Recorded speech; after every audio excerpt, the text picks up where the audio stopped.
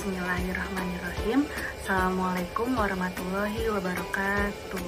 Perkenalkan, nama saya Bella Pratiwi, mahasiswa PPG Pendidikan Matematika Universitas Muhammadiyah Jakarta. Pada kesempatan kali ini, saya akan mempresentasikan mengenai seminar PPG Filosofi Pendidikan Indonesia. Pembahasan pada seminar PPG kali ini adalah mengenai latar belakang filosofi pendidikan Indonesia, review pengalaman belajar, refleksi pengalaman belajar, analisis artefak pembelajaran, pembelajaran bermakna, dan perubahan yang saya lakukan. Yang pertama adalah latar belakang filosofi pendidikan Indonesia. Filosofi pendidikan Indonesia adalah salah satu mata kuliah wajib dari program pendidikan profesi guru. Mata kuliah filosofi pendidikan mengajarkan mengenai dasar-dasar pendidikan yang baik sebagaimana dicontohkan oleh Bapak Pendidikan Nasional Ki Hajar Dewantara.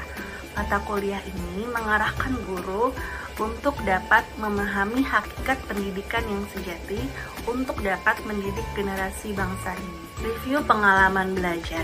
Pada mata kuliah filosofi pendidikan Indonesia, kami belajar mengenai 5 topik. Yang pertama, perjalanan pendidikan nasional, kemudian dasar-dasar pemikiran Ki Hajar Dewantara, kemudian identitas manusia Indonesia, kemudian Pancasila sebagai fondasi pendidikan Indonesia, dan yang kelima, telaah praktik baik pendidikan yang memerdeka. Setelah mempelajari mata kuliah filosofi pendidikan Indonesia pada topik 1, saya menjadi lebih mengetahui pendidikan pada masa kolonial yang tidak memperhatikan kebutuhan akan pendidikan. Saya juga jadi lebih memahami pendidikan penjajah yang cenderung materialistik dan hanya untuk kepentingan penjajah semata. Kemudian di topik 2, saya memahami bagaimana pemikiran Ki Hajar Dewantara untuk mengubah pendidikan materialistik tersebut menjadi lebih humanis dan berkaitan dengan kebudayaan Indonesia itu sendiri.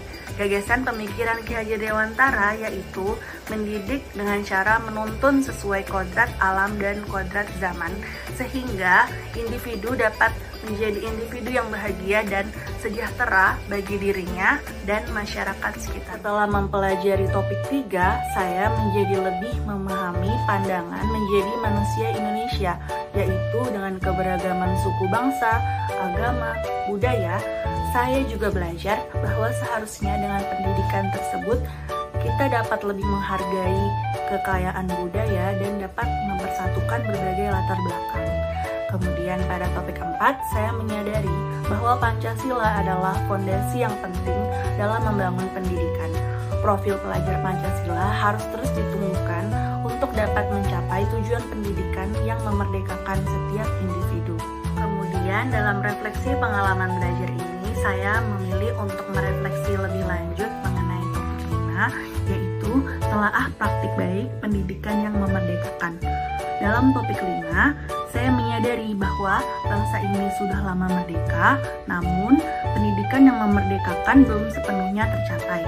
Pendidikan yang memerdekakan adalah pendidikan yang mampu membawa peserta didik menjadi lebih mandiri, kreatif, kritis, dan juga bertanggung jawab sesuai dengan kodratnya masing-masing, hingga pada akhirnya mencapai kebahagiaan dan kesejahteraan yang setinggi-tingginya yang berguna bagi dirinya dan masyarakat sekitar. Selain itu, praktik pendidikan yang memerdekakan juga harus melibatkan peserta didik pada setiap proses yang dijalaninya. Pendidikan yang memerdekakan menempatkan peserta didik sebagai pusat dari pembelajaran dan guru memfasilitasi diskusi aktif mengenai apa yang dibutuhkan peserta didik sehingga pembelajaran menjadi lebih diterima peserta didik. Hal tersebut mendukung peserta didik untuk menjadi lebih kritis, kreatif, mandiri, dan juga bertanggung jawab. Dan karakter ini sangat penting untuk dibangun. Artefak pembelajaran yang saya lampirkan adalah tugas demonstrasi kontekstual mengenai kontekstualisasi pendidikan yang berpihak pada peserta didik. Saya membuat demonstrasi kontekstual dalam bentuk teks penjelasan di dalam video. Saya memaparkan bagaimana pendidikan yang berpihak pada peserta didik dan yang memerdekakan peserta didik. Saya melampirkan juga bagaimana tantangan dan solusi dalam mewujudkan pendidikan yang berpihak pada peserta didik dan yang memerdekakan peserta didik tersebut.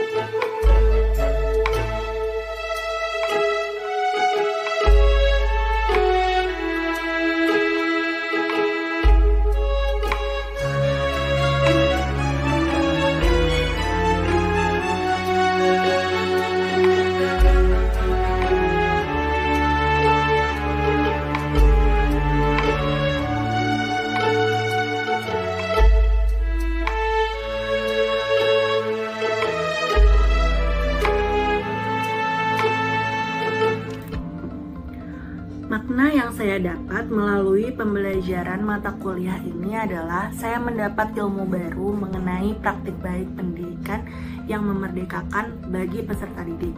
Saya mendapatkan gambaran mengenai bagaimana pentingnya pendidikan yang berpihak pada peserta didik dan yang memerdekakan tersebut, yang mana jauh lebih baik dibandingkan pendidikan otoriter pada zaman dahulu. Saya mendapat pandangan bagaimana membuat pembelajaran yang lebih berpihak pada peserta didik dan yang memerdekakan peserta didik. Pendidikan yang sesuai dengan kodrat alam dan zaman dapat menuntun peserta didik sesuai dengan karakter bangsa Indonesia serta nilai-nilai Pancasila, dapat menciptakan generasi yang memiliki rasa cinta terhadap bangsa, bersikap mandiri, kreatif, kritis, dan juga bertanggung jawab, sehingga kelak masing-masing individu dapat meraih masa depan dan cita-cita mereka berbekal dengan karakter-karakter baik yang mereka miliki. Setelah mempelajari filosofi pendidikan Indonesia, saya menjadi tidak lagi otoriter dalam melaksanakan pembelajaran di kelas. Saya menjadi lebih berusaha untuk menjadi pendengar yang baik atas keluhan dan keadaan peserta didik di kelas. Saya juga menjadi tidak terpaku untuk sekedar mengajarkan materi, karena guru tidak hanya mengajar melainkan juga harus mendidik peserta didik. Sekian pemaparan saya mengenai seminar PPG Filosofi Pendidikan Indonesia. Terima kasih atas perhatiannya. Wassalamualaikum warahmatullahi wabarakatuh.